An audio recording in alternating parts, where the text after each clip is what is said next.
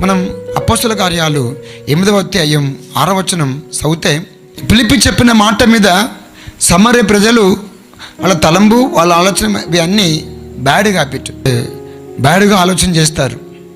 Bad behaviour, నడవడికలు అంతా చెడు తలంబు, చెడు ఆలోచన, చెడు విచారణ ఇవి అన్నీ ఉండే. చాలామంది వచ్చారు. ఫిలిప్పు వాక్య పరిచర్య చేసినప్పుడు చాలామంది వచ్చారు. ఫిలిప్పు ఏమైనా చేతులించలేదు, బాగులకు ప్రార్థన చేయలేదు. కానీ వాక్య పరిచర్య చేసినప్పుడు వాళ్ళ తలంబు, ఆలోచన విధానం మారాని కొరకు దేవుడు ఆత్మ ద్వారా, అభిషేకం ద్వారా తన వాక్కును సమార్య ప్రజలకు అందించాడు. సిరిగిదలను, పరిస్థితులను, వాళ్ళ శరీర సిరిగిదలను కొరకు, ఇవి అన్నిటి కొరకు దేవుడు ప్రత్యేకంగా ఆత్మ ద్వారా, అభిషేకం ద్వారా మాట తెలియజేసినప్పుడు ఆ మాట శ్రద్ధ వహించారు, ఆ మాటను గమనించారు.